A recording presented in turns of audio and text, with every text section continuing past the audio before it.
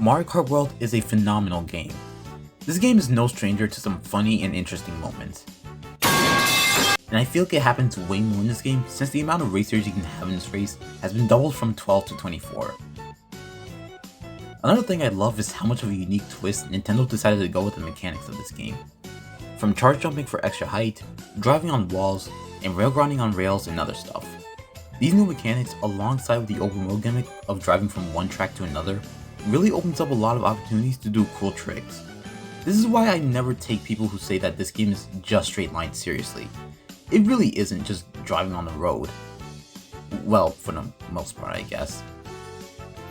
It's all about being able to use your imagination to get creative with shortcuts. There are so many shortcuts that have been discovered on intermission routes, with more just waiting to be discovered. This also extends to the tracks in Mario Kart World. This game gives you opportunities to mix up the way you race in the track. It does give them more replayability since you can use new paths and seeing what stuff you can do to gain a lead.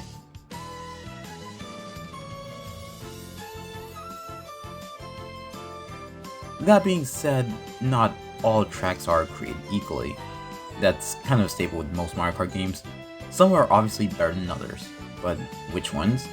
Well, you'll be finding out in this video. My name is Zaire, and today I'm going to be ranking all 30 traditional tracks in this game. By traditional, I mean the tracks you can choose to race on regularly. So I'm not going to include tracks like Reverse Mario Bros. Circuit, Daisy's Palace section in Shy Guy Bazaar, paperclip version of Peach Stadium, and others as their own ranking. I'm pretty sure that if I did, it would be a surprise to absolutely nobody that Paperclip Stadium would be the worst track in the game. Just calling it a track is being generous enough. I will mention those parts of the track though, and use them to try to explain the pros and cons of how it affects my opinion on the track. I'll also be setting some standards of what I'm looking forward to in a track. This includes the following. Is it fun to drive on? Does it implement the mechanics of the game? If it's a retro track, did it improve on the original? Does the track look good? And does the track have good music? And I am more of a competitive Mario Kart player, so I will be ranking tracks based on how powerful the items are on said track. If the track is considered a bagging track, meaning it's better to stop at an item set and get powerful items at the start, then those tracks are mainly going to be ranked lower. There will be an exception for my favorite track. Which one that is? Why don't you watch the video and find out? Or just skip to the end of the video if you're lame like that. This video will also be a mini guide to some tracks. Not all though. Whenever I talk about potential shortcuts you can do, I will try my best to explain how you can do them. Maybe you can pull off these in an actual race. That could probably change your mind on some tracks. One more thing. These are my opinions. This isn't a definitive ranking. Don't let my opinion change yours. We will obviously have disagreements, and that's fine. I'm just giving my output and thoughts on these tracks. With that being said, let's get into the ranking.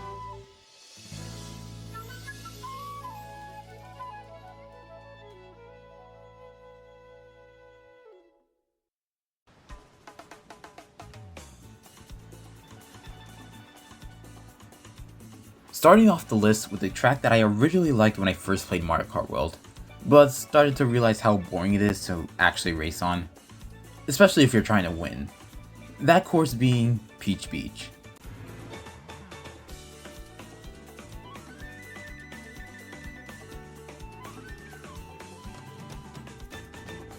I'm pretty sure 90% of people were surprised with the changes this track received. Instead of driving around Peach Beach for just 3 laps, it's a section-based track where the track is different on each lap. On lap 2, you go up to this little castle area with a bunch of alternate paths you can take. On the 3rd lap, you glide down from the castle area to a water section and back to Peach Beach. Now, all this sounds good on paper. Actually, playing on it is not really as fun as it sounds. That's already a strike of it not being fun to drive on. Does it implement the mechanics of the game? Well, yes and no. This is mainly on lap 2 and the start of lap 3. You have a lot of options to go anywhere that's not the main track. It does serve a purpose that you don't get hit with items, yes, but you're on lap 2. It's not that bad getting on the main road. In fact, the main road is literally the fastest path. The only shortcut on that track requires an item be used, and it's even not that satisfying to do most of the time. You just go through or jump over the boxes with either a speed item or a feather, and it's just whatever.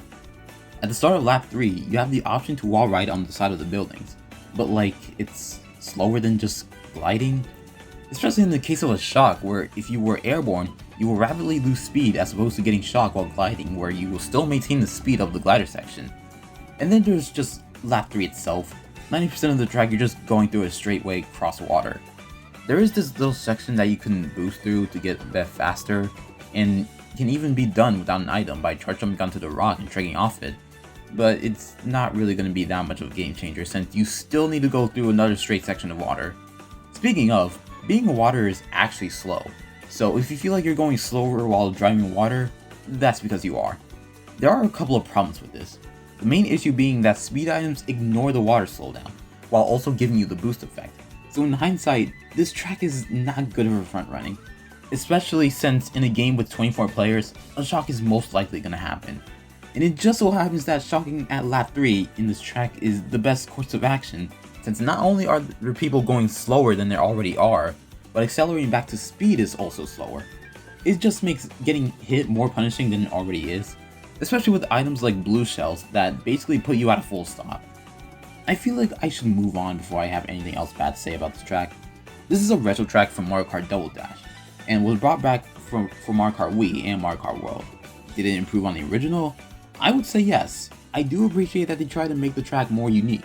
I just wish they did it in a way where I would actually have fun playing on the track, like making it so that using the mechanics of the game can help you win better instead of just having nothing to do for lap 1, being boring to be optimal on lap 2, and just hoping you don't get destroyed on lap 3. Just because I think the track was an improvement from the original doesn't make it a good track in another game. Does the track look good? It does. If you play in free roam, Peach Beach is honestly up there with one of the most interesting places to explore, with the whole castle section. It's a nice spot to be. Does the track have good music? Honestly, yeah, I do like hearing Peach Beach's music. It feels more whimsical and does give off the beach vibes. However, it's not really saving itself from being a very boring track, unfortunately.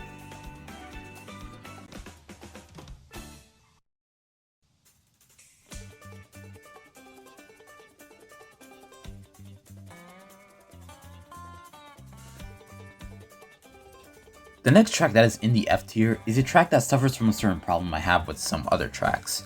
That being good theming but bad track design. And one of those tracks is Dandelion Deaths.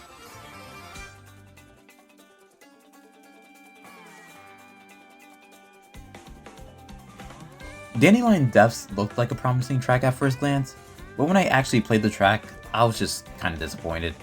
The track starts out with a little bridge section, followed by a huge turn where there are little bumps that you can trick off of. After a while, you enter this cave section that has alternate paths you can take, one by wall riding and another via a split path. After that, you're met with this water section where you can trick off the edges for some speed.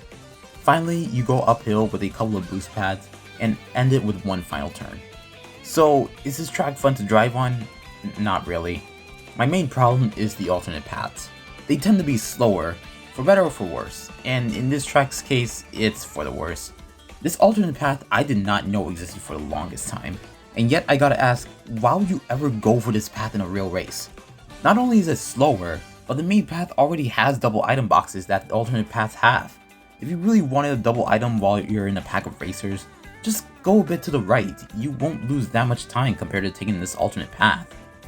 There's barely any shortcuts on this track as well, just 2 off-road shortcuts that requires a speed item.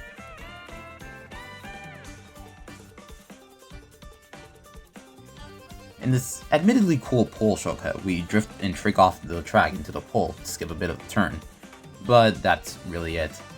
There are rails you can take and walls you can ride on, but like I said, these paths are not the most useful. Getting an item isn't the most important unless you're in a bad spot, so there's never really a reason to take the alternate paths if you're in a top spot. This is a nitro track from Mario Kart World, meaning that this is an original track, so I can't rate it on any previous version of the track since it didn't exist. I do think this track fits in Mario Kart World. I love the theme it's going for with its industrial factory-like location, with a beautiful cave section, especially with where you go into this track in free roam. I know I'm not the first to say this, but it really does give off Steam Garden vibes from Mario Odyssey. And that basically answers my question of does the track look good? And yes, it does. Does this track have good music? It really does. It feels like I'm going through this type of flower field-like location, which is fitting because the track is called Dandelion Depths. Again, I just wish that it was better racing-wise.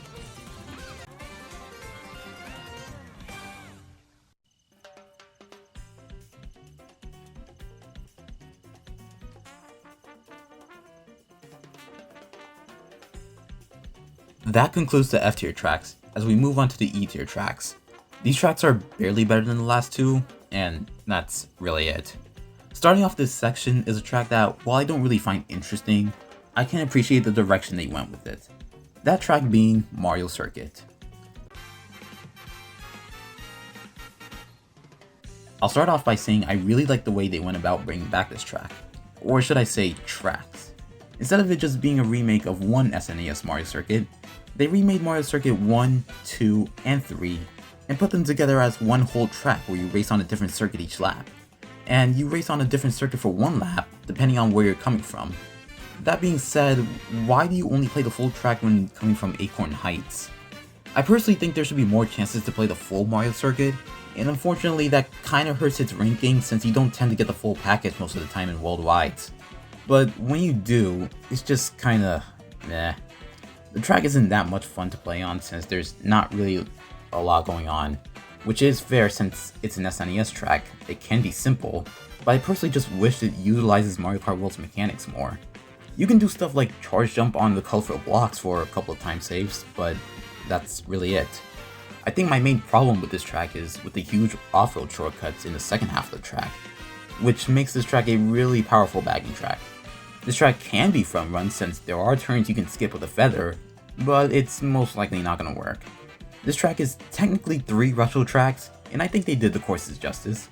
Just like Peach Beach, they took the course and gave it some changes that makes it unique from its previous versions. I get that SNES tracks are mainly supposed to be simple, but I do wish there was more going on with the track. The track looks like one of those go-kart places you would see in an amusement park, and the music honestly fits that, but after hearing the music a bunch of times in previous Mario Kart games, it kinda got tiresome to hear. But it's still a good song.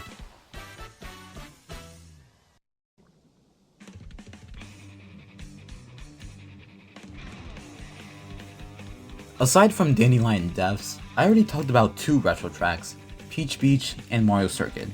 Why do I bring this point up? Well, that's because I'm about to talk about another retro track, if you even want to call it that. That one being Choco Mountain.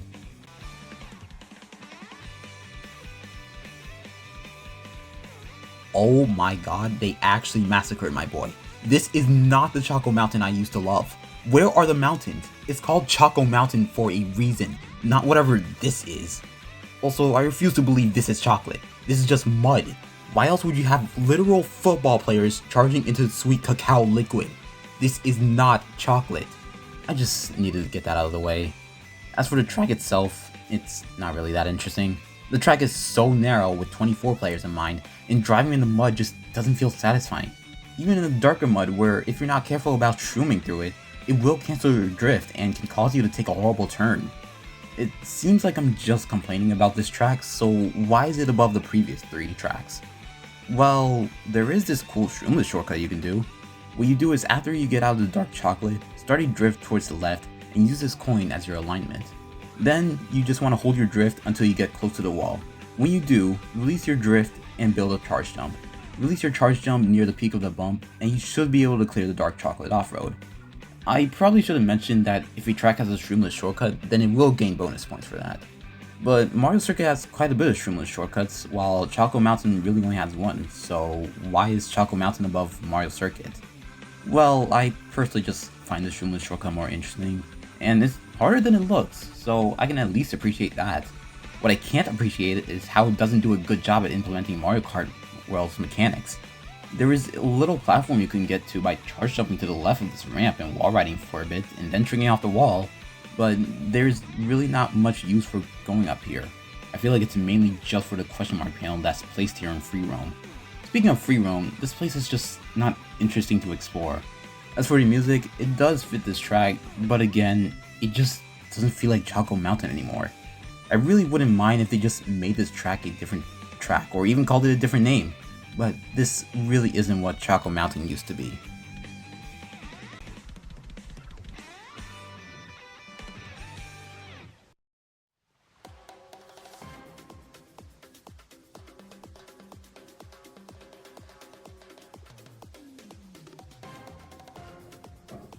So for this track, I honestly changed my mind about it.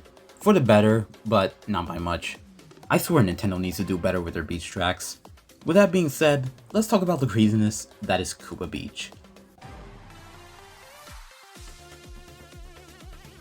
Now, before I say anything, I just want to apologize to all the Koopa Beach fans out there. I was not familiar with your game. I used to think this was contender for a worst track in Mario Kart World, alongside Peach Beach. But then I realized, I don't think it's fair to judge this track since I'm pretty sure it's supposed to be a simple track. That being said, I kinda wish they did something similar to like they did with Mario Circuit, where they did add other tracks and combined it to one big track. There's not even that much you can explore there in free roam. I think the main thing that carries this track is the music. I have not seen a single person say they don't like this song. And it fits the track since they did turn Koopa Beach into this DJ venue. I do like how you can hear the bass at the starting line, it's nice attention to detail. And this track gets credibility for having most of their intermission routes being modified, making it so that most of them aren't just straight lines that you can't do much on. As someone who tries their best to utilize the environment around them to make intermission routes interesting, I can definitely say this change was needed. Let's get back to the actual track. You basically just drive in a circle for 5 laps, and that's really it. There is this shortcut where you can use a mushroom while doing a charge jump through the boxes, but there isn't much else. So you may be asking yourself, how does this track rank above the previous 4 tracks I talked about? Well, remember when I said that if a track has a shroomless shortcut, then it gets bonus points from me? Well, check this out.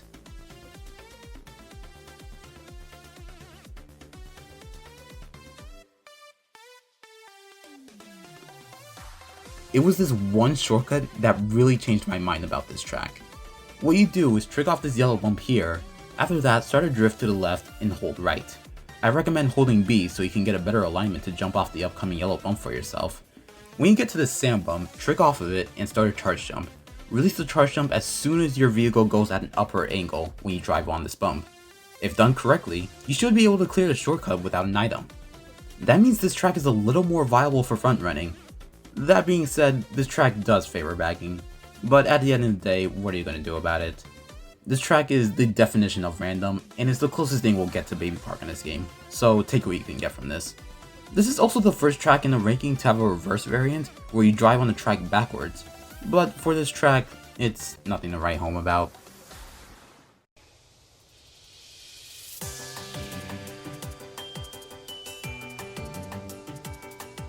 We are now at the D tier tracks.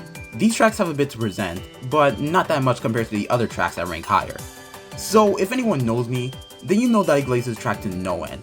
And y'all better be thankful I'm not being biased with this one, because otherwise this track would be in the upper half of the tracks in this game, but I'm not. Let's start off the D tier with Starview Peak.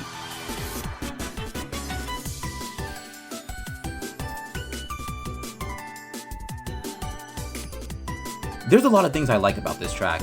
For one, I love the music. It is phenomenal, one of my favorites in Mario Kart World. The track looks amazing being based around the Comet Observatory, the green and yellow road being reminiscent of Ice Ice Outpost from Mario Kart 8, and the water section where the music changes to have this more sparkly feeling to it, while having the beautiful view of the Aurora Borealis. This track is honestly eye candy. That being said, this track just sucks. Gameplay wise, there is literally nothing special about it. There's almost no walls to grind on, there's so little shortcuts, and barely any rail to grind on. I guess there are a couple of fast tracks you can do, like charging up a Rainbow Mini Turbo and doing a charge jump following it. Doing this sequence of building 2 Rainbow Mini Turbos into the glider, which will make you go faster. And this mushroom plus charge jump shortcut, which is the main interesting thing you can do. You can also do it shroomless, but it's unbelievably precise that it's almost never worth to try in an actual race, but it does look cool. Starview Peak is one of 3 tracks that puts you in what I like to call a 200cc section, where your cart or bike will produce blue flames while going faster than usual. It's not as noticeable on this track, but it's way more obvious on the other 2. So why is this track above the previous 4 tracks that I mentioned? Well, it's mainly just because I prefer the vibes, which could be because I was one of the few Rosalina Ice World fans out there, so this track naturally caught my attention. This track also seems to be my good luck track because there would be so many times where I would win on Starview Peak when I really shouldn't have, but I'm not going to let that affect my rating of it. I may like Starview Peak, but that doesn't make it a good track. It has the same problem Dandelion Depths have, good theming but bad track design. I have high hopes for this track that it can be better in the future, but for right now, it's really mediocre.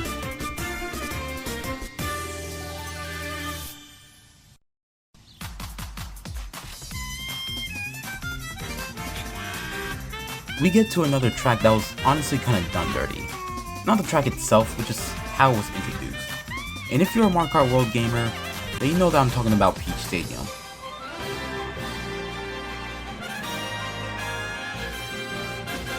Why is this our first impression of Peach Stadium? The fact that this is a mandatory track in the Shell Cup is a genuine insult to the actual track it's associated with. Calling it a track is generous enough, it's just a one-lap paperclip. The actual Peach Stadium is okay. It's on the more simpler side of tracks. You have a couple of boost panels, a splitting path, and a couple of shortcuts. It does kinda suck how there's really only one big shortcut at the beginning of the track that does turn it into a backing track. But what I do like about the track is its alternate path that it has. It does serve a good purpose. While it's slower than taking the regular path, it does keep you safe from the chaos that can ensue on the main road, especially since it's at an item set, and the alternate path is not even that slow. It makes up for it by putting you on a railing that can only be accessed by a feather if you're taking the low path. I like it when alternate paths have some sort of purpose.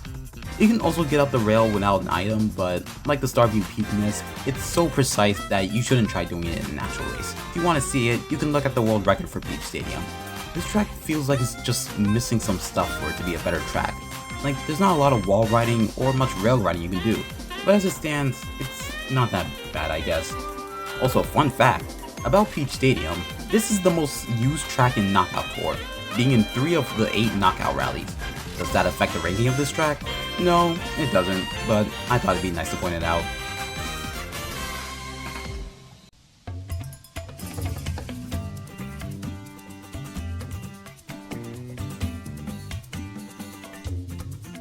This is a track that I absolutely despised when I first played the game. I always questioned myself, out of all tracks they could have brought back, why did they bring this one? They could have done way better. And I still think that to this day, that track being Desert Hills.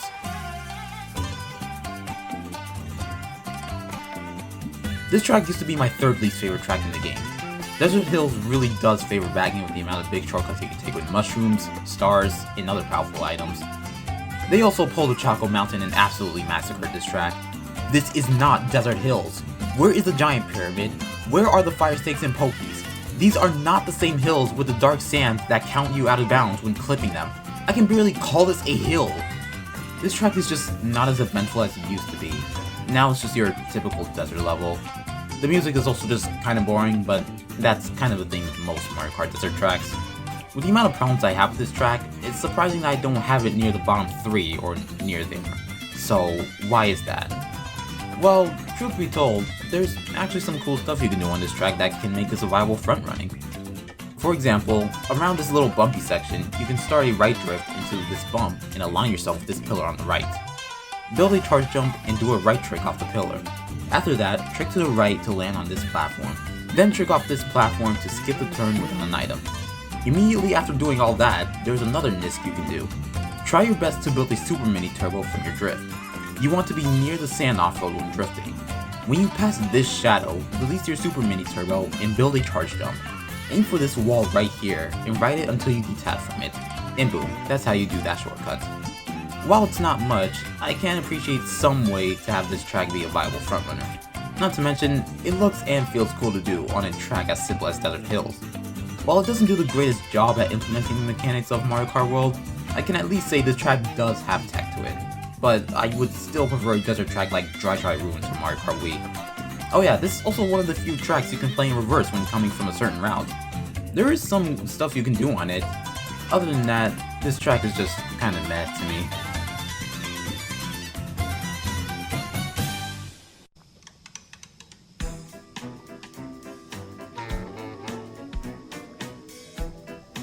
I might get killed for this ranking, but I don't really care. Now, this track in my opinion is honestly kinda overrated. This track is not as god tier as people say it is, but I can see the appeal of this track. It has one of the more unique theming in this game. The track I'm talking about is Boo Cinema. Let's just get the obligatory cinema joke out of the way. This track is not absolute cinema, despite what some people may try to tell you. This track is just mid. Not good, but not bad either. Let's start out with the pros. For one, I love the theming direction they took with this track. Most of the spooky tracks in Mario Kart don't really tend to be interesting, but making it a haunted movie theater was something I was not expecting Nintendo to do. Especially with the fact that you actually go inside the movie. I also love how the music of the track changes when you enter the movie, and I do prefer the movie variant over the regular variant. Another thing that I like that's technically not part of the track are the tributes to different SNES Ghost Valleys outside. This was a neat way to bring them back. You get to race part of one of the Ghost Valleys when coming to or from Blue Cinema. This is also in my opinion one of the better areas to explore in free roam. Not to mention the cool shortcuts you can do on them. Check this out.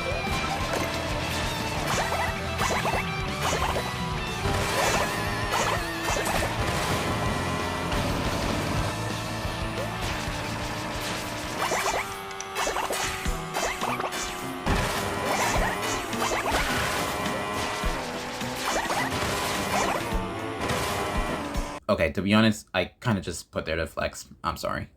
Now, onto the cons. Gameplay-wise, this track is not that interesting. There's really no places to wall ride off, unless you want to count this fast version of the ending Blue Cinema. As for the rails, there are quite a bit to grind off of, but most of them tend to be slower than just turning sharply on the main track. And this is probably a me thing, but I feel like they should have added a couple of peepas in the middle of the road in the movie section. While they don't cause you any harm when bumping into them, I feel like it could have added to the track. But again, that's just me. This track doesn't have a lot of shortcuts, so it's a viable front-running track, but other than that, there's nothing else I can really praise Blue Cinema for.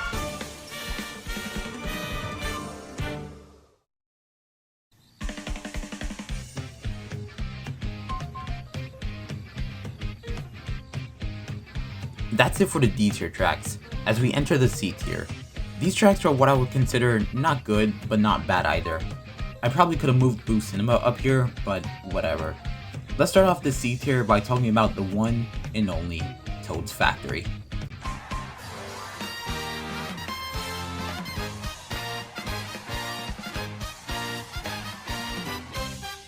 Man, talk about pandering to the fans. This was one of the most requested tracks to be brought back in Mario Kart, and I can honestly see why. This track was pretty cool, with the theme of riding through a factory branded by Toad, driving on the conveyor belt, and the ending where you try to hit the boost panels to go through the dirt. Now that the track has been brought back, did it improve on the original? I'm gonna have to say not really. There were some changes that I'm kind of upset about. The first one being with the 4 conveyors going left to right. In Wii, the conveyor belts had either item boxes or just regular boxes that you can bump to and slow you down. Those boxes have been replaced with coins. Not only is this just lame, but coins are already an item in Mario Kart World. I don't think they needed to replace the boxes with more coins. Another change I'm not happy about is the ending. They removed the little water pond that was in the Wii version and replaced it with a generic off-road. I guess it does make sense, but now it doesn't feel that satisfying when taking the shortcut anymore. They also replaced the booster ramp at the end with just a generic little ramp. I feel like they could have kept that in, but whatever. Gameplay-wise, this track is interesting to race on. There's really no definitive way to play this. Front running puts you risk out of blue shell, being in the middle of the pack puts you at a risk with everyone having items, especially with the condensed space of this track. Even bagging is risky because you're not guaranteed to pull a shock, and if you get shocked, it's most likely over for you. This track is basically a gamble of whether or not it's better to front run or bag. As for the track itself, I can appreciate the conveyor belts, the rail grinding, and overall aesthetics. It's just not my type of track. I will say though, this track has pretty good music. That's one thing I'll say it improved on the original. It feels way more lively, and I can appreciate that.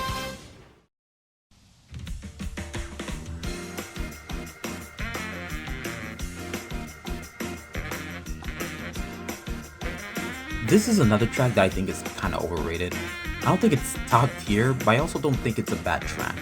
I can see the appeal of the track, but it's just not in my taste. That track being DK Spaceport.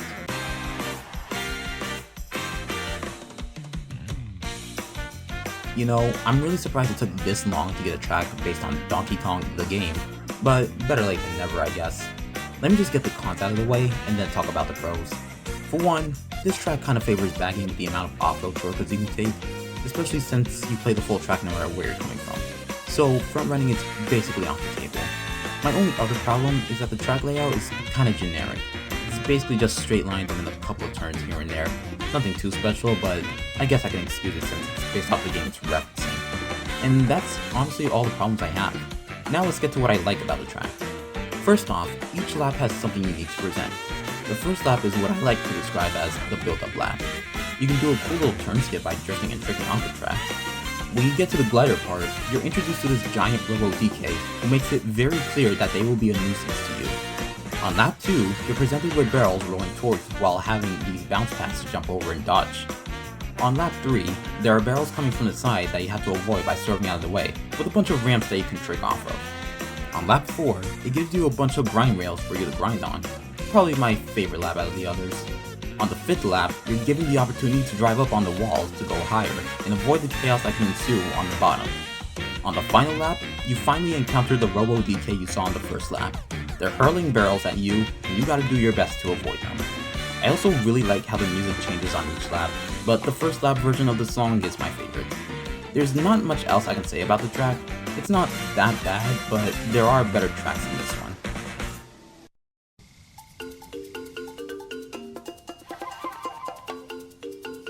You know, honestly, I don't really have a good opening statement for this track, so I'm not even gonna try. We're gonna be closing out the C tier with Dino Dino Jungle.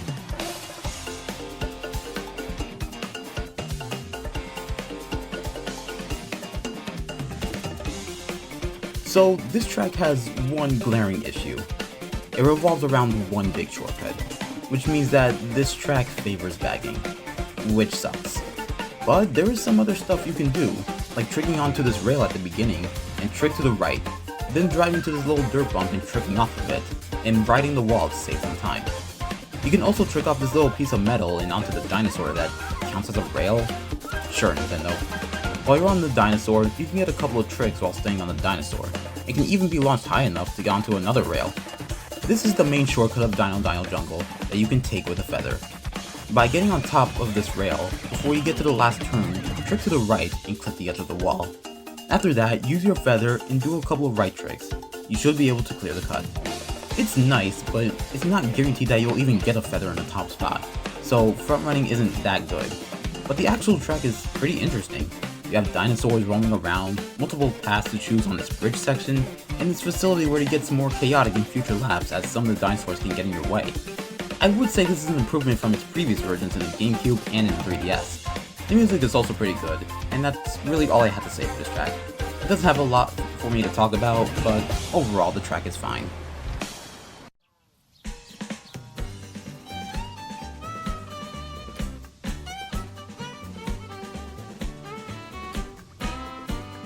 It's time for the B tier tracks. These tracks are what I would describe as pretty good, but there are some issues with it. And let's start off with this. So if you know me, then you know I despise the cow as a playable character. That might be subtle foreshadowing for another video, by the way, but I gotta admit, the cow's track kinda grew on me. Only in this game. In the other games, I could care less about it. So let's talk about Moo Moo Meadows.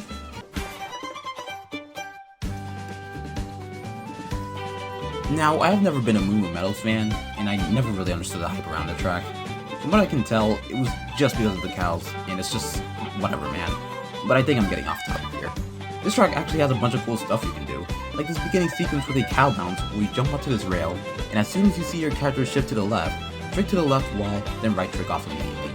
Then, when you get on the rail, wait for your character to shift to the left again, and do a left trick. Bounce on the cow and hold right to get back on the rail. You can then right trick to get back on the road. This is a bit confusing, so I can understand if you don't want to attempt this one. And I might have discovered something about this beginning sequence. I'm pretty sure this is combo specific because, if you noticed, I'm using Cal and the Bighorn for this footage. Why did I change from the Toon Thumper? Well, it's because whenever I was trying to do this beginning sequence, the cow keeps jumping and messing me up. I don't know if it's the small vehicles that do this, because I was having no trouble when doing this with other small combos like Baby Daisy on the Mock Rocket. It's weird.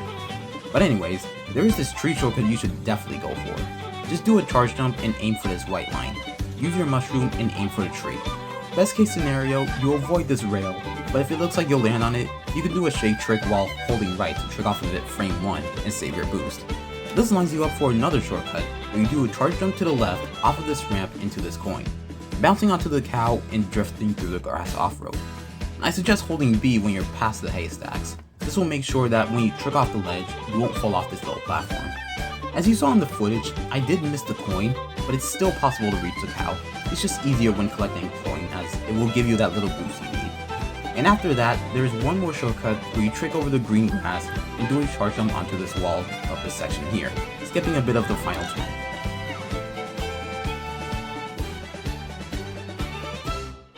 This trick has softs to it, so why is it not any higher? Well, it's because of one major problem. This track heavily favors bagging. Yeah, it kinda suffers from not being a good frontrunner with the amount of huge shortcuts there are. It also doesn't help that the reverse variant of Moon Meadows is just even worse. It's also just this track's theming. It's your basic farm track, nothing too special. No, well, if you're a Moon Meadows fan, just be thankful it's this high up in my ranking, because you would not like where I would have placed this track when I first played the game.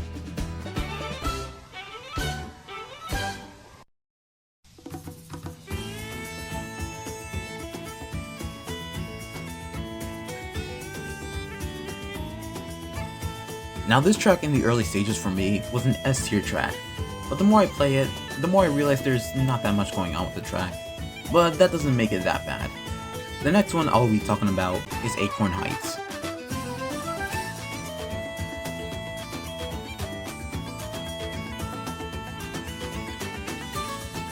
So first off, the music is not really interesting to me. It's not bad, but not something I would listen to in my off time. But I do like the theming of it where you race around the giant tree. Kinda reminds me of Maple Treeway.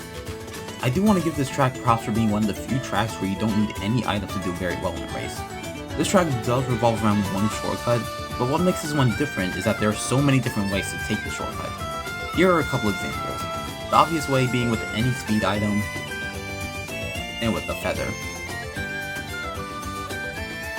Now for the no item versions. Method 1.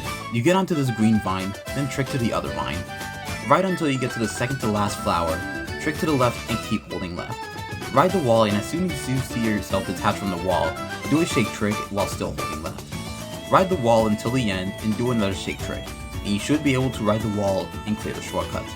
If your coin count is high, then I recommend not holding A since you'll go too fast and bump the wall before you can get a trick out.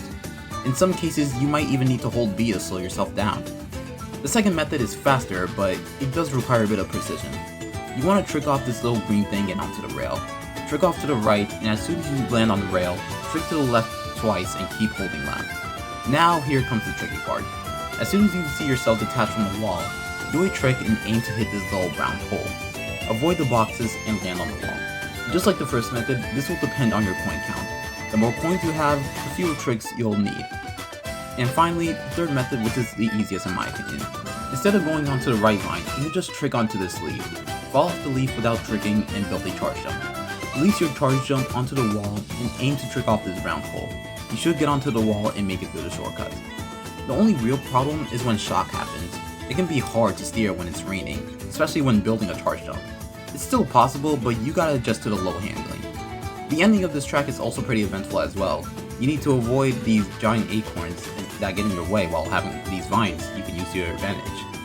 I guess the main problem is that nothing interesting happens in the first half of the track, and the alternate paths in the track are pretty slow. Other than that, Acorn Heights does a pretty good job at implementing the mechanics of Mario Kart World. I will also give props to Acorn Heights for having some of the better intermission routes. They're pretty creative and fun to drive on.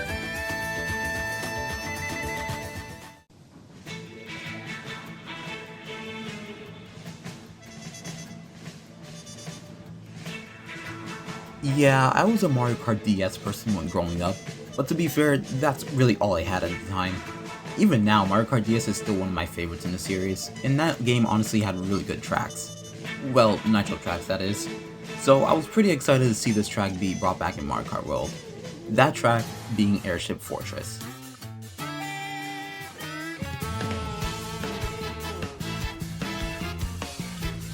This is honestly a really good improvement from its previous versions in DS and 7.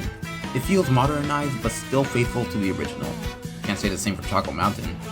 I do wish they kept the boxes in the middle of the track. From what I can remember, could contain a banana, mushroom, or star as an obstacle.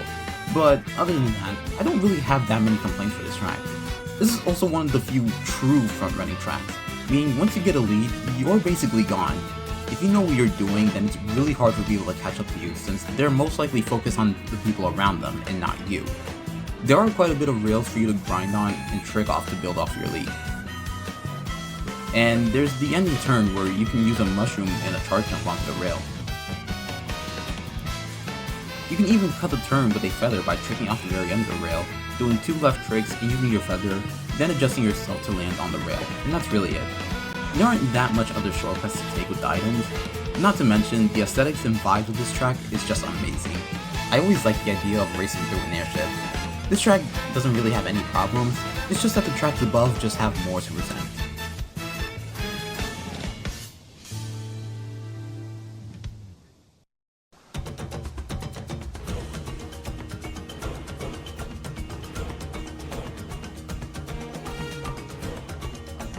It's time to move on to the next tier, and believe it or not, we're in the top 15 tracks in this game.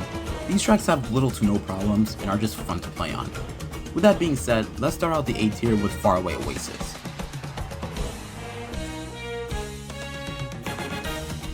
Okay, let me just be real for a second, this track is just false advertisement.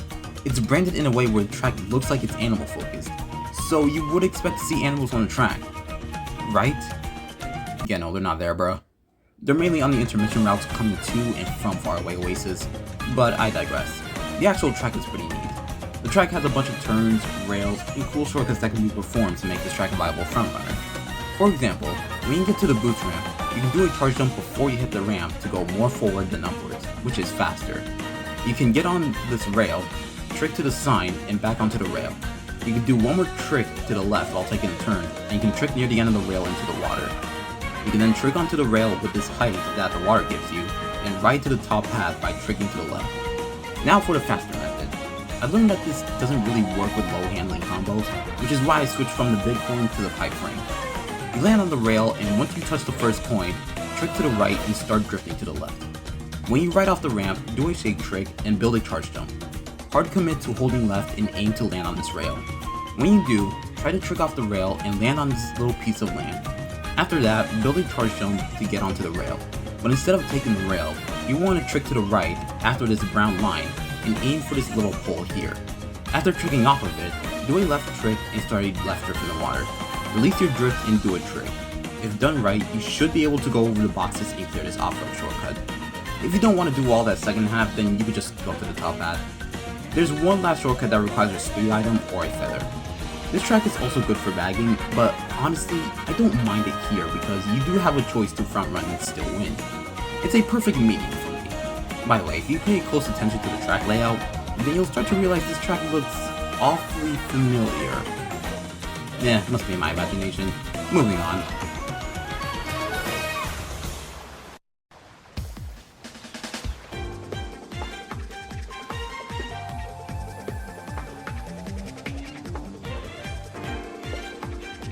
I'm pretty sure it's safe to assume that 90% of Mario Kart World players hate water and its physics, and I'm still part of that group, but all it took was just getting used to the momentum and physics, and now I don't find the water to be that bad, which I guess kinda affected the ranking of this track.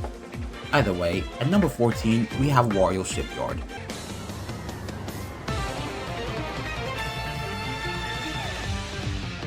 Firstly, I want to talk about the music blow up. Seriously, listen to Mario Kart 7 Wario Shipyard and compare it to this one. The improvement is actually night and day. Now, did the track improve from the original? Well, I guess that's up for debate. Some would say yes, while others would say no. It really comes down to who you ask, and I can see the different POVs. I'm kinda indifferent about it. Anyways, the gameplay for this track, I honestly like.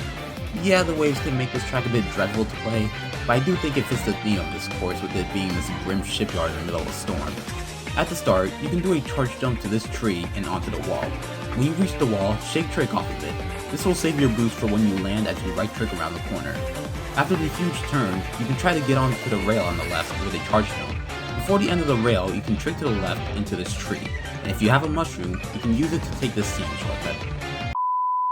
Hey, editing Zaire here. It has been discovered that you can do the sand shortcut shroomless. What you do is after you bounce off the tree, hold right for a moment, then hold left for the entirety of this sequence. When you land in the water, do a shake trick and keep hopping over the sand until you get to the other side. You'll know you did it right if your wheels stay the same. Shoutouts to Gyarados for finding this out. Back to the video. The end shortcut is pretty simple as well. I don't think I need to explain how to do this one.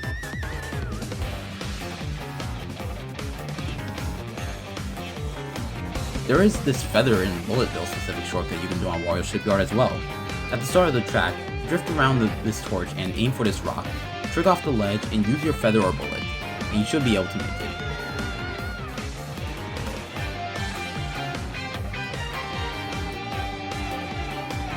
I also believe this track is a good balance between front running and bagging.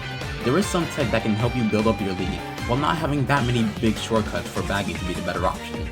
This track doesn't have much to offer, but is trying its best.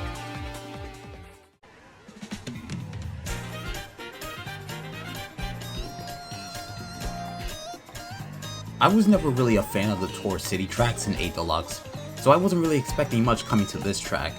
But as time went on, I started to realize just how versatile this track is, which made me start to like it more. The track I'm of course talking about is Crown City.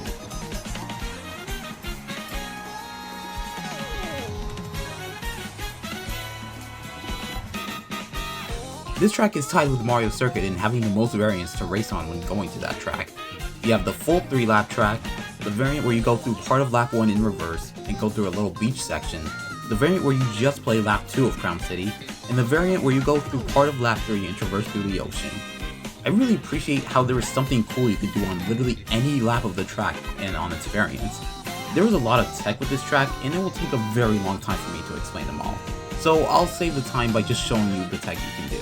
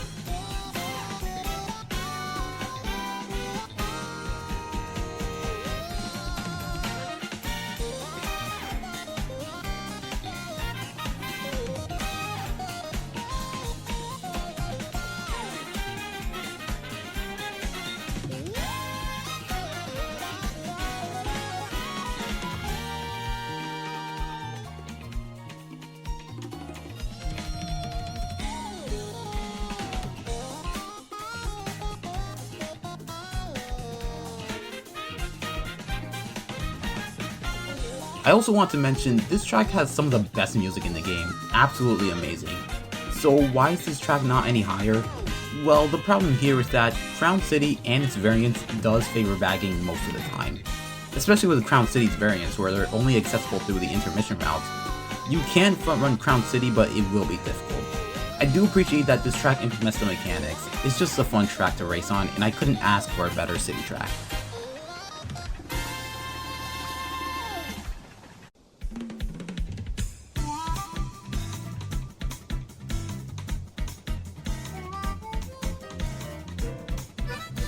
Beginner tracks in Mario Kart have a certain purpose, to introduce you to the game. They do this by either showing the theme of the game, For example, in Double Dash, the game makes it very clear that it's a chaotic game, or they exist to demonstrate the mechanics of the game, like in Mario Kart 7 where they introduced gliders, and Mario Kart 8 where they introduced anti-gravity. The Mario Kart World starter track does a pretty good job at introducing you to the game, and the stuff you can do on this track is pretty cool. Mario Bros. Circuit will be the next track on this list.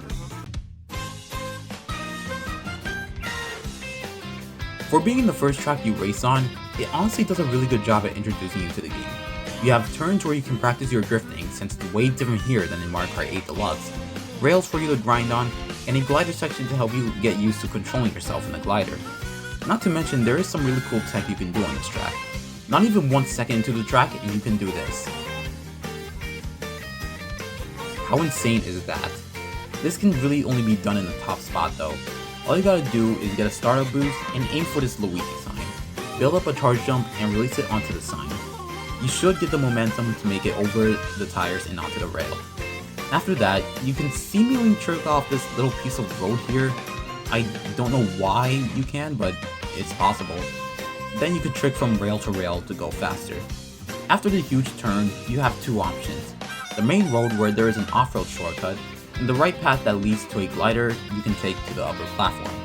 The off-road shortcut is barely big enough for you to take with a mushroom, but you can get to the top platform with a mushroom. Get on the yellow rail and trick to the right before the rail turns. Start building a charge jump and hold left. As soon as you release your charge jump, use your mushroom and trick to the left. You should be able to get up to the platform. You can also get up here with a feather, but I recommend saving it for the rail that's guarded by the tires. You can also get up here by doing this. Is it worth it?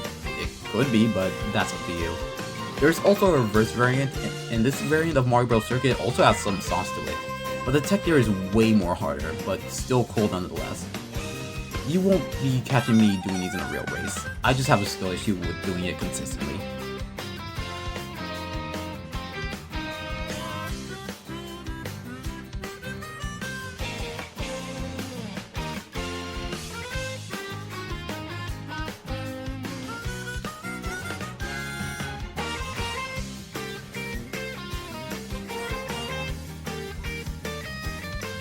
And also, the music for this track is just funny to me. I like it. It really reminds me of a certain place from a certain Cars movie. Very original joke, I know. This track is pretty balanced for being a frontrunner and a bagger, so you can do whatever floats your boat. In my opinion, this is one of the better starter tracks in the series.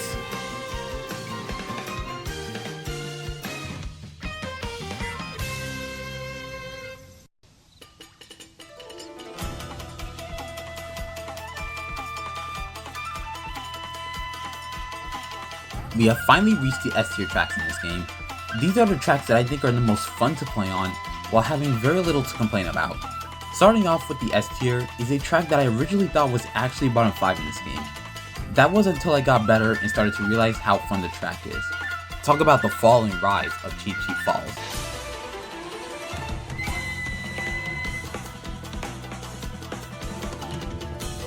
Okay, let me just get this out of the way. On the surface level, this track heavily favors bagging, and it still does. The reason why it's this high though, is because it's also a viable frontrunner, while probably having the most eye-pleasing shortcut in the game, the Tarzan. And it's called that for a good reason. It involves you tricking off a bunch of trees to skip the water. But you don't even need any items to do it, you just need at least 5 points minimum. Build up a super mini turbo, and release it before you get to the water. You want to aim to get onto this little water section here, but don't go too far to the left, because then you'll bump into the rock and fall off. Carefully go around the rock and trick off the edge. When you land on this rock, trick off and aim for the left side of these leaves. You want to make sure you avoid the first wall. Once you get past it, get onto the wall and ride it until the wall ends. Do a trick and try to trick off the left side of the first tree. After that, hold right and you should trick on a branch of another tree. Then try your best to bounce off this last branch and land in the off-road with the yellow guardrails. As you land, do a drift and a late trick off the ledge and you should be good to go. You can even do the Tarzan and the Moon Rally when coming from Dandelion Deaths. The way I do it is, after the glider, you get onto this rail, trick to the right of this red bar, then bounce off the tree. Land near the surface of the water and try to trick off the waterfall. Then try your best to align yourself with the edge of this waterfall and do the shortcut.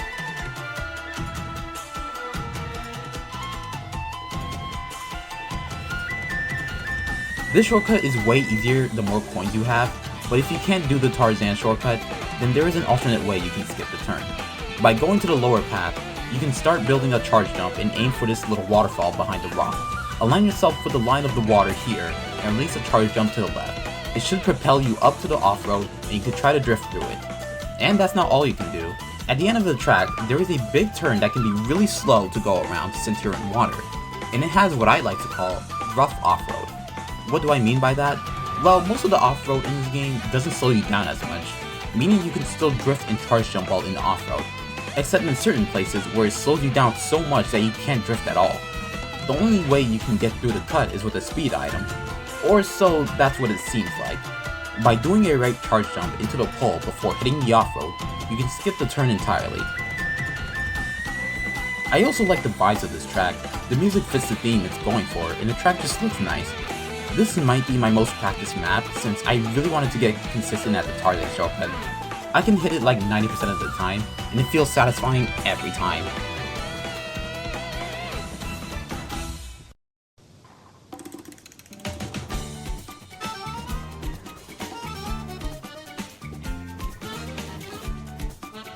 If you were to ask me what type of track would be in Mario Kart World, a Day of the Dead themed track would not be one of my answers, but here we are. And it's fitting that this track belongs to Drybone since he's the living definition of a dead man walking. It should be obvious which track is up next, but if you don't know, the track I'm talking about is Drybone's Burnout.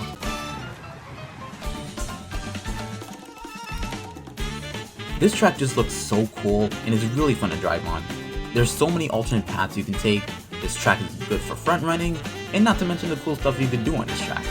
At the start of the race, you can do a charge jump onto the wall for an easy time save. At the glider section, you have the option to go to the upper path or the bottom path. I'll cover the upper path first. This one has more shortcut possibilities, but is usually more dangerous with other people being near you. To start, you can trick off this ramp onto the bone-like wall, ride off of it and get a late trick back onto the rail. After the turn of this rail, trick to the right and do a drift to the right and build a mini turbo. Let it go and immediately start doing a left drift and build another mini turbo. Start building a charge jump and aim for the corner of the ramp. Do a couple of left tricks and you should be able to skip the entire turn. You'll realize that by doing this, it puts you at a really bad line to redirect to the main road. Not even a high handling combo can really recover from falling into the lava, so what do? Well, the safe method would be to use a mushroom through the lava, but you can also do this. Before you hit the lava, you can trick off this little clump of dirt. You can then ride on the wall and trick off back into the main road. You can even get an extra trick on the road itself, but if you have a mushroom, then you can take this lava shortcut and potentially trick off the dirt for an extra boost. The next shortcut lets you take the previously mentioned lava shortcut without a mushroom. This time you want to be on the full upper path until you get to the ramp here. Trick off the ramp onto the wall. Ride the wall all the way and do a right trick and hold left. Now here comes the hard part. You want to trick off the rail without actually getting on it. You do this by going at an angle where the game won't immediately put you on a rail, letting you trick off the rail. You then want to keep holding right until you clip the edge of this wall, then do as many left tricks as you can to get back onto the road. If you get on the rail, it shouldn't be that big of a deal as long as you react fast enough. Now for the bottom path. There's really only one thing you can do here besides this off-road shortcut with the speed item. You can charge jump to this little white section here, then trick off the wall and get on the platform and skip the lava. I guess my only real complaint with the track is when you fall into lava, it just takes like 2 years for him to do his job. Like, I'm literally burning to a fried corpse. Why are you just letting me stay in lava for like a good 3 seconds? Other than that, I don't have any other complaints. This track is just good, but the other tracks ranked above I personally think are better.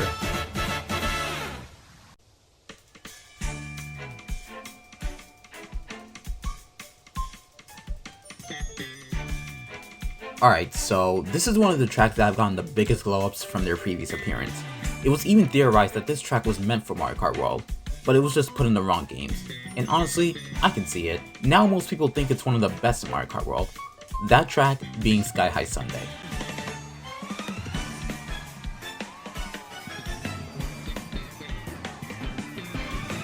Let's start out with the track design. First thing you'll probably notice is that it's just an oval. In fact, it's not really that much different from Koopa Beach with it being a circle, so why is this one way above Koopa Beach in half of the tracks in this game? Well, it's mainly for the fact that you're constantly doing something the entire time you're racing. This is also the case with DK Spaceport, but that track heavily favors bagging. That really isn't the case with Sky High Sunday. This track is a really good front-running track if you know what you're doing. Unlike most of the other tracks, there are not that many complex shortcuts in the game, so I'll let the gameplay speak for itself on the fast stuff you can do on this track.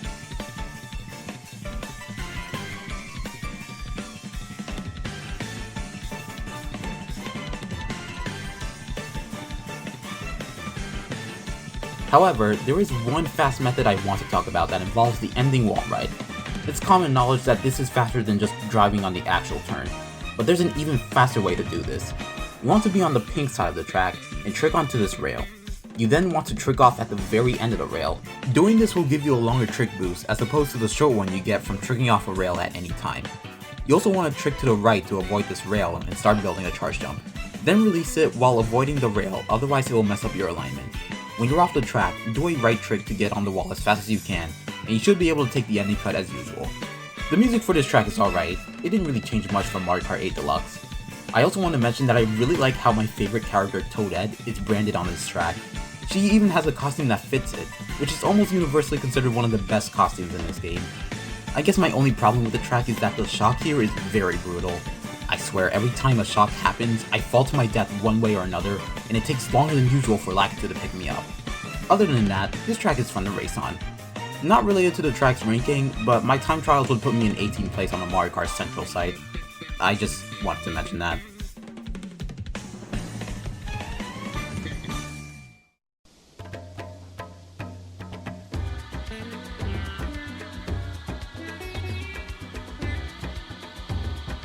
Out of all the tracks to be brought back, I was not expecting this one to come back, but here we are. And honestly, they really cooked with this track. It's to the point where I can't really look at the original the same way. For what it's worth, Shy Guy Bazaar is a really good track. This track probably has the most alternate paths you can take in this game, and most of them serve a purpose. The beginning of the race can be pretty hectic since it's possible to get onto the rail at the right and take a faster path. In exchange, you skip an item set, but it's not that bad. As for the fastest way you can go to the beginning, this is what you do. You attempt to get onto the rail, and if you do, ride it and trick onto these ropes. You then want to trick to the right rope, and once you're near the end, trick to the right of the wall. You then want to ride until the end and just hold right. Then almost as soon as you touch the rail, left trick off of it and aim for this little rope. You can perform a neutral trick and another trick off the carpet. After that, drift to the right and start building your charge jump. You want to align yourself with the corner of the pink building. When you touch the boost panel, release your charge jump to the right and perform another trick and keep holding right until you fall back to the main road. This second trick is necessary for you to slide off this little block thing without slowing you down while giving you a good alignment to take the sharp turn. This is a really cool time save to do, but it does skip the second item set, which can matter. So if you want, you can just take the intended route from the ropes and just drift around the turn to try to get a double item box. But as for the track itself, there's so many pathways you can take, and all of them are pretty viable. This track really lets you be flexible with your movement, and I like it. The music for this track as well is really good. It doesn't scream, "this is a race track," but it feels more natural to its environment. Comparing it to Mario Kart 7's version, it's not as jarring compared to Wario Shipyard. This track also has a version where you go through the palace section of the track. It's nice, but I don't really have much to say about it.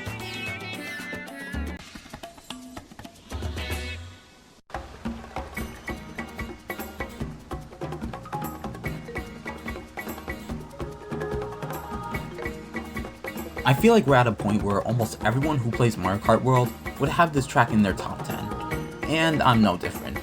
People might say this track is overrated, and I can kinda see it, but I genuinely believe this track is just really fun to play on. That track being Great Block Ruins. Yeah, I said Great Block Ruins, not Great Question Block Ruins, and that's just kinda extra. Anyways, I find this track to be unique since it takes place in the sky and not on ground level like most tracks. Not to mention the way you glide up to Great Block Ruins is so satisfying. You're gonna see how that plays a part in some of the tracks I like. This track is like an identical sibling to Cloud Top Cruise in Mario Kart 8 Deluxe, where you drive around a question block themed track, minus the airship and thundercloud portions. But even without those, this track really makes you feel like an adventurer. Great Block Ruins has one of the biggest mushroom shortcuts in the game, being at the start of the track where you go through the off-road and onto the rail using trick off-road to get onto another rail that will perfectly take you around probably the most evil turn in this game, which I find very funny. This turn here can be difficult to take even with a high handling combo. If something goes wrong, you will most likely fall off, especially if you're using a combo with lower handling. At that point, the rail is just necessary. There are some alternate paths you can take, like riding up this wall to a rail that makes you go through a ring glider. It's a decent route. Then you have more options after that. On the left, there are a couple of clouds and platforms you could trick onto, which then leads you to a rail that you can trick off of to get back onto the main road. And on the right, there's a single rail where if you trick off of it at the end, it lines you up with a pillar that you can trick on, and it lines you up for Great Block Ruins' iconic shortcut where you trick off the track into the ring, followed by a wall ride and then tricking back onto the main road again. There is a version where instead of tricking back to the road, you trick on the last ring and aim to land in between the boxes in the off-road to take the sharper turn, which if done right is faster than going around. You can approach the shortcut in different ways. You can drift off with a mini turbo and trick off the track,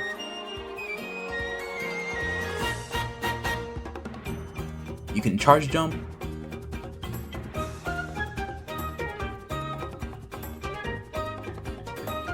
or approach the pillar from the left by going off the platform onto the right platform and tricking off the ledge into the pillar and doing the shortcut as you would.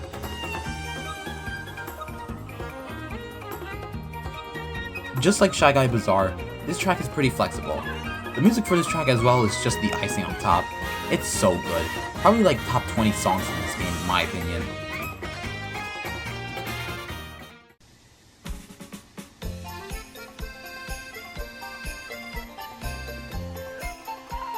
Out of all the tracks that made my top 15, I was not expecting this one to be in there, especially with how mediocre its previous versions were. This track really amazed me with the stuff you can do. DK Pass is 6th place in this ranking.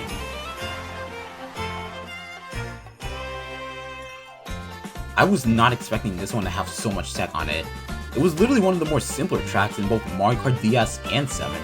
Now in World, it's basically a snow playground. Well, more of a snowboard area, but whatever. Now DK Pass is a really strong front-running track with the shortcuts you can do. For example, you might think that taking this pole shortcut is the way to go, and you would be wrong. The fast way is to do a charge jump onto the wall, and wait for a bit until tricking off, and then keep left tricking until you land in the snow. Then just hold left and drive through the off-road. It will kinda put you in a bad line to drive onto the main road, but that's fine because to go faster, you actually want to go off the track, trick off the ledge, and wall ride on the inside of the wall, then trick off and back onto the main road. You can also do a charge jump into this pole, onto the wall and make it up to this grind rail that will take the turn sharply for you and will drop you off in front of the item. And you're not done there, as there's another shortcut you can take. If you want the fast version, you can ride the rail on the left trick to the wall, ride the wall for a tiny bit, then trick off the wall and bounce off the tree. Left trick and bounce off the other tree and do another left trick. Then drift through this little snow off-road and you're good to go. If you want to do another shortcut but need an item, this is what you do. Aim for this grind rail on the left. As soon as you start riding the rail, do a neutral trick and then hold left and spam as many left tricks as you can. You should bounce off the tree and the ending is the same. There is one more shortcut on this track, but it's a shortcut that mainly requires a speed item. But you can take this shortcut with a feather, and Shroomless even. For the feather, you want to go to the left and do a drift towards the right. Before you reach the snow off-road, release your mini turbo and use your feather. It helps that you do a bit of right tricks to help with your alignment. Just make sure you aren't taking the turn too sharply, as Lakitu will count you as out of bounds if you do. For the Shroomless version, you want to start a right drift while going through the boost panels, then trick off the ramp and try to aim for the top of this yellow line. Then all you need to do is trick off and do a bunch of right tricks. You should land in the off-road for a bit, but it will slow you down enough for you to get back onto the main road. Just like the feather shortcut, you don't want to go too far to the right or Lakitu will end your career. DK Pass also has a reverse variant that does have some cool stuff you can do. So right when you get to the area where you usually do the tree shortcut, you can trick off a couple of bumps and start a charge jump just before the ramp. You want to aim for the middle point. It is necessary for making this shortcut. You want to right trick near the flags and try to land on this rail. And while you're going around, trick off the rail and try to aim for this inner wall. Trick off the track and onto the wall, then trick back onto the main road. There is a version where you can just make the gap cut by tricking off, but it's pretty hard to get consistently. Especially since the reverse tracks are locked behind intermission rounds. Near the end, you can take the pole shortcut, but it skips the last item set. So it's up to you on whether it's worth it or not. This track does a really good job at utilizing the mechanics of Mario Kart World, even though it's not as clear to the player. But that's what this game is about, being creative with the environment around you. The fact that I had this much to say about DK Pass of all tracks really says something, and I didn't even get to the music or aesthetics. I was never really interested in DK Pass's music, but the more I listened to it, the more I started to appreciate it. It really does capture the essence of a snow track. And that track itself looks kinda realistic in a way, where the road has a bit of faded snow in it, as well as the walls. It's a neat detail. This is what a remake should be. Peach Beach can take notes next time. I still wish they kept the overpowered item box that would always give you mushrooms or star, but it is what it is.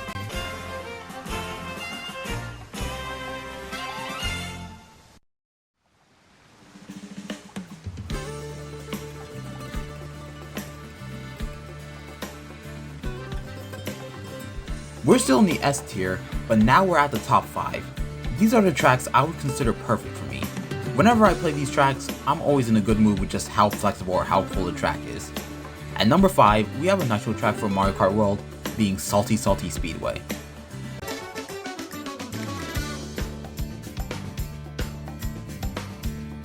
I don't know if it's just me, but I thought this was a track from Mario Kart Tour that I just never heard of. But no, this is a nitro track for this game, and my god, it's a good one. The Italian vibes are off the roof with this one, which is funny since there's a giant mermaid Birdo statue in the corner. I guess this confirms Birdo is Italian, huh? Jokes aside, this track has a lot of versatility. Not even 3 seconds into the track and you can do a charge jump onto these little sidewalk portions to go faster, since like I said, driving in water is slow compared to driving on land. Then you immediately got multiple choices to go. You got the main track, this wall you ride on to reach a rail, where you can left trick to another rail and reach the top path, or you can reach the top path by riding the waterfall and tricking to the top. But it is guarded by boxes. You can easily get around this by tricking off the ledge and aiming to wall ride on top of the rail. After all that, you have even more options. You can either go down the main path that has a boosted water section, or an upper path that has a glider. I would recommend the latter since if someone shocks while in the glider, you don't lose all your speed. But how do you get up there? Well, it is kinda hard to notice at first, but if you take the turn very sharply, you'll see a wall that you can ride on that leads to a rail. You can then trick to the right of this curved wall, and that will line you up perfectly with the top path. That's the dev intended way. There's a faster and cooler way you can do this. If you get on the top path from the earlier section, you can land on this little rail. You then either trick early or ride the rail and do a late trick to give you the boost of speed you need to do this. You then want to right trick into the white pillar and try to land on the little pathway you have. You then want to trick off the ledge and avoid this little black section of the road. You want to land in the water and approach the wall at roughly a 45-degree angle. As you dive in the water, shake your controller to do a shake trick that will give you a boost in height. You should be able to reach the rail and take the path as you would. But if you find yourself on the bottom, you can still do the fast version by drifting to the right and charging a mini turbo, releasing it before the ramp and tricking towards the white pillar and trying your best not to hit the wall. It's kinda hard, but if you don't want to do all that, you can just charge jump onto the wall and reach the path that way. It's still faster than the dev intended way.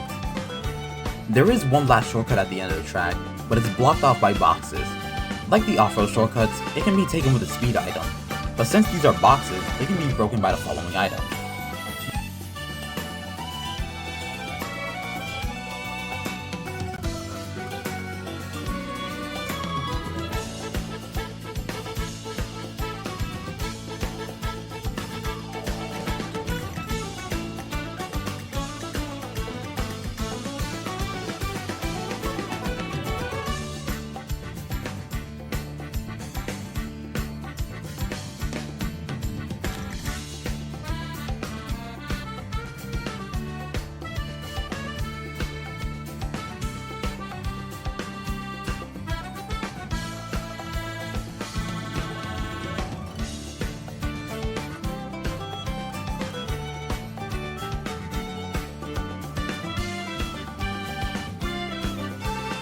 You might notice that there are a couple of rails here. You can ride on those rails and it's even faster. You can get up here by using a mushroom from the glider section,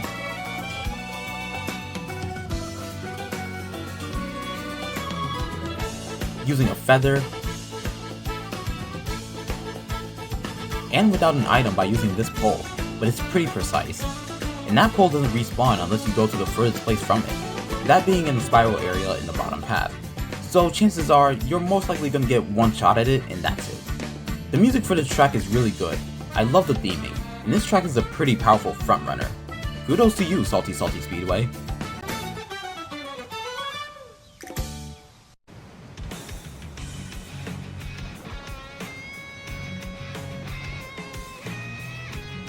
The Mario Kart series would not be complete if they didn't have a version of this track in every game. Some of them are good, while some of them are bad. But when I tell you that World version of this track is by far the best it's ever been, I mean it. It went beyond my expectations with how insane this track is. You know what it is. The number 4 spot goes to Bowser's Castle.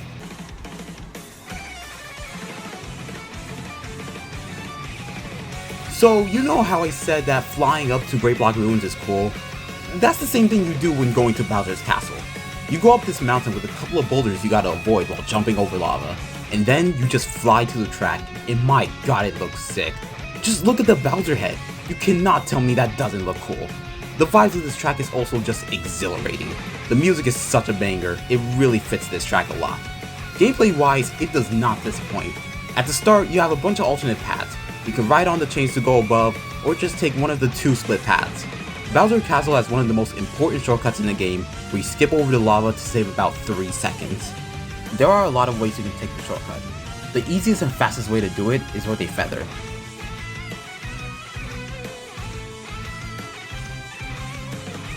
You can also take the shortcut with a Mega Mushroom by just charge jumping into the blue arrow. Now for the no item version. The first method is to get onto the rail by building up a charge jump, riding onto the wall, and tricking towards the rail. You then want to ride until you get to the second coin. Before you touch the coin, trick to the right of the wall, then trick to the left and immediately hold right. Hold left and you should be able to trick off the blue sign. After that, just do a bunch of left tricks and you should clear the gap. The second method is the charge jump method, where you build a charge jump, trick to the left, and slightly clip the side of the wall to give you that extra height you need to clear the jump. This one is faster than the rail, but not as consistent. The third method is kinda like the first method, but instead of getting on the rail, you charge jump onto the wall. Before the second left turn, build a charge jump and line yourself up with this second green square. Get onto the wall and do the shortcut the same way you would do when doing the rail version. Learning the shortcut is basically required if you want to win online. Or don't, I'm not one to control what you want to do. After all that, you're presented with this high-speed glider section, which again, I'm just a sucker for this. But this glider section kinda has me traumatized since most items you throw here travels at the speed of light, meaning you can get sniped without even having the time to react. But aside from that, this section is still cool, as it brings you back to the road in the 200cc section, just like in Starview Peak, but since you're not in water, it is way more noticeable. There is a cool shortcut you can do where you trick off this little bump in the off-road, ride the wall for a bit, and then do a bunch of right tricks to land back onto the track. Getting slowed down by the off-road will help you take the shortcut, but you can also do it while in a boo and in a star, but for the star you will have to take a weird angle. If you take it with a mushroom boost, you will overshoot and land in the lava, which last time when I checked, lava is indeed hot. There's another shortcut you would do, but it's really precise and I would not recommend you go for it online. It lets you cut the entire turn without an item. I can't really explain how to do it, so I'll let the clip play. After the glider section, there's a split path where the left is faster in general and ends with a glider, and the right with a lava shortcut and a ramp at the end. It doesn't really matter which one you choose, and if you want, you can slightly go into the lava and trick off this little bump here for an extra boost. With the many fast strats you can do, this track becomes one of the top 3 best front-running tracks. I'm not kidding. At one point, I finished so fast that the race ended when other racers didn't even get to finish. I gotta give it to Bowser's Castle for just being top tier fun. It's amazing.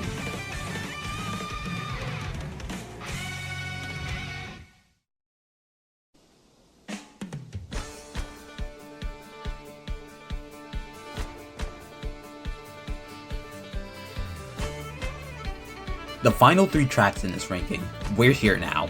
Let's kick this off with a track that's in the Mushroom Cup. This is without a doubt the best track in the Mushroom Cup in my opinion, it's not even close. It's so fun and technical, it's basically a pro player's dream course. That praise goes to the one and only Whistle Stop Summit.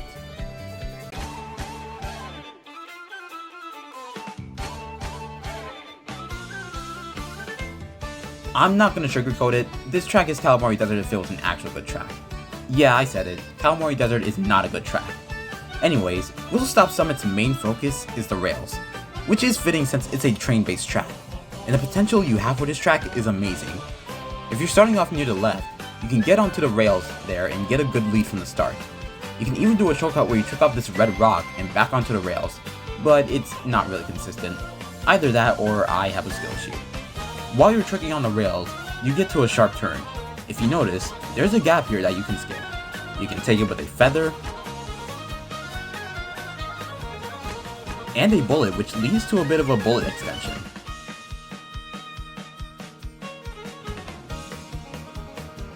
You can also do it with no items by building a charge jump and aligning yourself with a coin. Then do a left trick and you should clear the jump. It's better if you have a mushroom to recover, but it's still faster than going around. After that, you're presented with a bunch of split pathways you can take.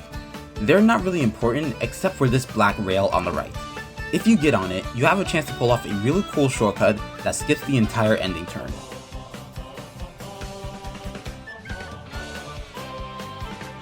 There are 3 ways you can reach the rail. 1, by using a feather. You can do this by riding the rail until you reach the yellow part. Trick to the right and ride the wall until the end. Then immediately when you're off the rail, use your feather and you should get up there perfectly. The other 2 methods require no items, but can be a bit demanding and luck based. We have the old method where you get on the black rail, and as soon as you pass the 3rd yellow belt thing, trick to the left twice, then trick to the right. And if you're lucky enough, you'll get on top of the rail. Once you're on the rail, trick to the right, ride the wall for a bit, and trick off the wall. I recommend doing a right trick just to make sure you don't miss the rail. The new method is more consistent, but is way more confusing to do. I'll try my best to explain it though. When you're on the rail, you want to trick to the left onto the wall in the middle of the 2nd and 3rd yellow belt things. This is where things start to get really weird. As soon as you trick to the left, let go of A, hold B, and hold right until you're on the wall. Ride the wall for a bit, then trick off the rail without holding a direction. Immediately as you trick, shake your controller. This will help you trick off the black rail the first frame you get to, and it will give you the height needed to reach the rail. After you do the shake trick, you can start holding A and try to adjust yourself to get on the rail. Even if you miss the rail, you can save yourself by tricking off and wall riding to the next rail. If you want a better explanation for this track, I highly recommend checking out Shortcat's guide on Whistle Stop Summit. He does a way better job at explaining than I ever could. This track does a really good job with teaching you how to rail grind. It's a good front running track, not to mention the music on this track is so good. I don't think Nintendo can create a better train track than this, but who knows. For now, this one takes the cake and the bronze medal of this ranking.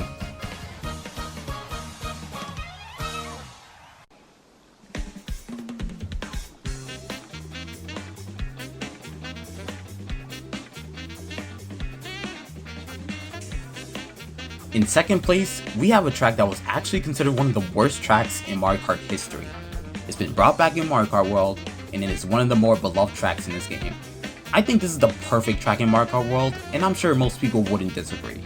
The silver medal goes to the remade version of N64 Wario Stadium. This is what I call an upgrade from the original. They made the track shorter, there's more colors, it looks like an actual stadium now. It would have been funny if they kept the Wario heads on the walls, but it is what it is. It's crazy how much rail grinding and wall riding you can do on this track. It really feels like a playground to do so much stuff. The main track is fairly simple. You got a few turns, a couple of ramps you can trick off, and this giant boost ramp that's the main highlight of this track. The reason why this track is up here is because you're basically doing something cool no matter where you are in the track. Not even 5 seconds in, you can perform a couple of late tricks and use the speed boost to get on the wall and up onto the rail. Once you pass this little black ring, do a bunch of left tricks to align yourself with the wall. Keep holding left until you're at the edge of the ramp, then do a right trick. It will give you the height needed to ride up the wall. Then you can do a couple of tricks to boost yourself. When you're near the end of the rail, trick to the left and do a right trick. This will ensure that you don't go out of bounds by going too far to the left. You can then adjust yourself to land on the next rail. If you land on it, you can do a right trick while taking a turn and it will put you back on the main road. This sequence does skip the first 2 item sets, but you can still get the first item by just left tricking at the turning point of the first rail you ride on. You can also just trick off the second rail early to get an item box at the second set. After that, there's a section that gives you a bunch of possibilities. You have the main road that gives you ramps to trick off, as well as a dirt shortcut you can take with a speed item. On the left, you have a wall that you can ride and it will put you on a rail with some coins. It's a good alternative path. And then there's the right. You can ride the wall to get to the left path, but that's not important. It's all about getting to the top of the wall and onto the rail that lets you skip the entire turn. There are a couple of ways you can take it. The easiest way is with a mushroom, mega mushroom, and star. Charge jump onto the wall at around a 45-degree angle, then use your speed item when you're on the wall, and you should make it. You can also do this with a draft if you get one. The other method is the main way to do this, and it involves this coin right here. You want to start a charge jump, and when you release it, make sure you collect this coin. If you make it above the top left of this white sign, then that should be your tell that you will make it up the wall. Now, at the big jump, there is a way you can save time. Normally when you're in the air, you slow down at a constant pace. But by charge jumping at around here, you will actually go more forwards than upwards. It's very easy to do, so there's no reason not to do it. At the final turn, there's a dirt shortcut you can take with a speed item and a feather.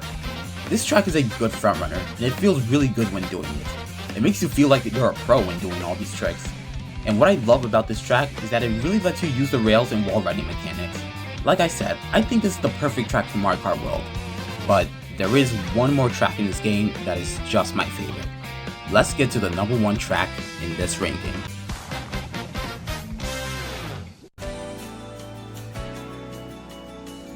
We're finally here at the end of the ranking. At the time of writing this, I think it's been like 3 weeks since working on the script. Granted, I was kinda slacking off at times, but here we are. Let's do a quick recap of the ranking. Number 30, Peach Beach.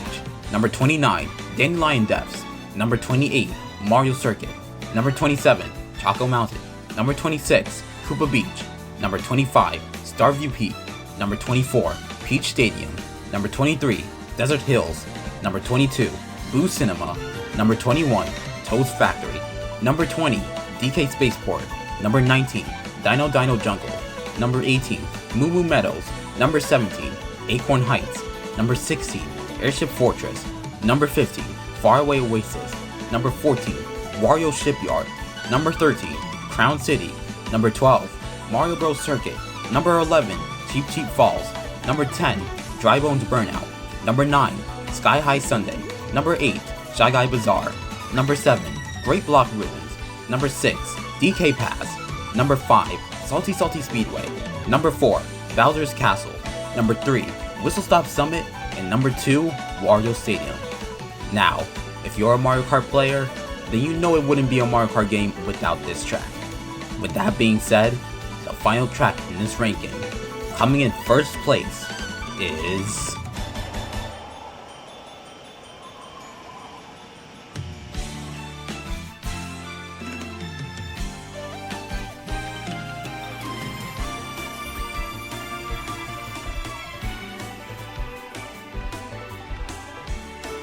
Rainbow Road. This track, it just means a lot to me. It really feels like a celebratory track more than an actual racetrack, and I absolutely love it for that. It's giving off the message of how far we've come in this series. How we went from this simple racing game where you just drive on the road to a parkour-filled game where you can basically go anywhere. I should probably start talking about the actual track now before I get off topic. First off, the presentation actually 10 out of 10. The game does a really good job at not spoiling what this Rainbow Road will be. Instead, it's hyped from the very moment you unlock the Special Cup. All of the cups from the previous Grand Prix you raced on come together to form the Special Cup. Once you finish Peach Stadium, that's when the show really kicks off. You don't even get a glimpse at Rainbow Road still. You start the race in a glider, and you look at the minimap and probably think to yourself, why is this straight line so short? And then you look at the distance to see a beacon of light form, and that's when it dawns on you. Am I gonna fly to Rainbow Road? And the answer is yes. The way it brings you to Rainbow Road is probably my favorite thing in the game. The transition from the light to the actual track will never fail to impress me. As well as the music, which I'm just gonna say right now clears every track in the game, it's not even close. Just like DK Spaceport, the music changes on every lap to fit the theme. On lap 1, you have the beautiful first impression of Rainbow Road, a couple of tricks here and there, and a 200cc section. By the way, this track has a 200cc section on literally every part of the map, which is probably for the better for a point I'll get to. Something cool on this lap is if you go to the right, you can do a drift and charge a Super Mini Turbo, and trick onto the other road. You want to align yourself with the road, not at the road, otherwise you'll go too low and will fall. But if you want to play it safe, you can just charge jump to the other path. Either way, both are faster than taking the rest of the road. On lap 2, you're presented with a beautiful blue water section. and what seems to be a place you can explore. But you can't access Rainbow Road in free roam, unfortunately. Maybe in the future we can, but for now it's not possible. Even if you wanted to explore this part of the racetrack by yourself, Lag 2 will just ruin your fun. Anyways, in this water section, there are a few off-road shortcuts you can take, the main one being this ramp. I'm pretty sure you get the point of how to take off-road shortcuts, so let me show you how to take it with no items. After this huge water jump, you want to build a charge jump and aim for these patches of grass. When you get near them, start turning left and left trick into the crystal. Then trick off the crystal near the end and you should land on the ramp. There will be times where you will land in the off-road, and if that happens, you can save yourself by tricking off this very tiny bump and onto the ramp. Why is this little bump here? Beats me, man. After that, you're treated to another crossfight path, with the treat of seeing a train with various characters like Robo DK and a Dino. It's nice to see them. You can alternate between the paths to create some time saves, or just to get away from people for your safety. There is a cool shortcut you can do that involves jumping from one path, over the gap, and back onto the track. The first method is with a feather. You want to be on the green path, and after this turn, start a drift to the left. Build a mini turbo, release the mini turbo while tricking off the ledge, and use your feather. Make sure you don't go too far to the left, otherwise Lag 2 will not be having any of your nonsense. The other way you can do it is way cooler, but more harder. You want to have a mushroom with you and take the blue path. Do a drift around this turn, and after that, start a left drift, then cancel it with another left drift. You then want to use your mushroom and trick near the off-road. Do as many left tricks as you can, and if you've done it right, you should be able to make it.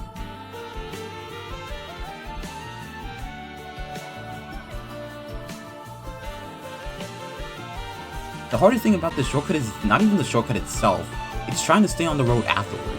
You don't get much space to redirect yourself, even with a high handling combo, so most of the time you can just make the shortcut and still fall off. I personally just hold B for a bit and use the off-road as a way to slow myself down if needed.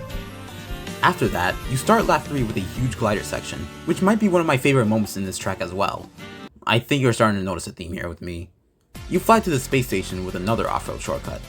You can also do this little turn skip where you go wide with a drift, trick off the ledge and get to this other path.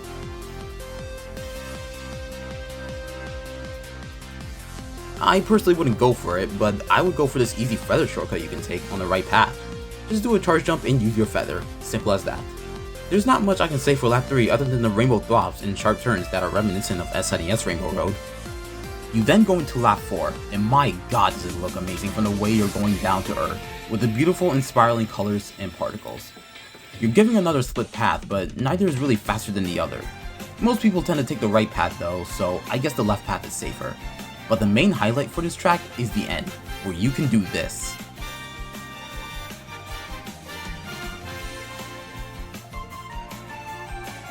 This is insane. To do it, just simply glide near the edge of the road. Make sure you don't go too far down for obvious reasons. You want to glide until you get to this part of the road. Trick to the right, then trick to the floating pole. You also want to make sure you don't go too far to the left, otherwise Lag 2 will end your whole career. Once you trick off the pole, fall back onto the main road and you have done the shortcut. If you find yourself struggling with this one, there's another method that I think is easier. You want to land early and build a charge jump. Then release the trick to the right to the wall on the side of the road. Then just trick off the wall, aim for the pole and back onto the track. Then it's just smooth sailing from there, where you get to see the train carrying the various characters again while you glide to the end of the race. I really love this Rainbow Road, but I know it has its flaws. The main one being that this track is pretty long. It takes almost 4 minutes to complete Rainbow Road, and that's if you're speedrunning this track in time trials, assuming you play almost near perfectly optimal. Thankfully, the 200cc sections make the track go by faster. However, I don't think it's that bad. This is tame compared to Rainbow Road in Mario Kart 64. If you have to go around Mario Kart World's Rainbow Road 3 times, then yeah, this track would be way worse. In fact, I would probably put it in the bottom 5 if anything. This also makes it so that bagging is pretty powerful since most of the first half of the race means literally nothing. Another thing is that this track doesn't really utilize the mechanics of Mario Kart World. There are literally no traditional walls or rails on this track, but as I said earlier, I don't see it as a racetrack. I see it as a celebration. I love playing this track, but playing it back to back does get to a point. I'm looking at you, Matt. Regardless of those issues, I'm always happy to have the chance of playing this track, and I hope it stays that way, because Rainbow Road is my favorite track in Mario Kart World. Well, here we are. We made it to the end. And before anyone asks, I'm not going to be ranking every intermission route. I don't think I would have the energy to do that, physically or mentally. Mario Kart World has been out for almost a year now, and I don't mind the current state it's at. Of course it's not a perfect game, but most games aren't, and I have high hopes that this game will get better as time goes on. We could potentially get more tracks in the future, more costumes, even more characters, and I will be there when it happens. But for now, thank you for watching this ranking of Mario Kart tracks. I do hope that you got to learn some of the shortcuts you could do on them, but if not, that is fine. You're allowed to play Mario Kart the way you want to. You can like stuff that others don't, and that's okay. Don't let anyone else convince you otherwise, not even me. This is what I would consider my first big video. Not like the gameplay videos I used to do, but one with my actual effort into it. So it would mean a lot if you did watch until the end, but I'm not one to control what you do. Thanks for watching this video, and until then, this has been The Ranking, and I'll see you all next time. Take care, everyone.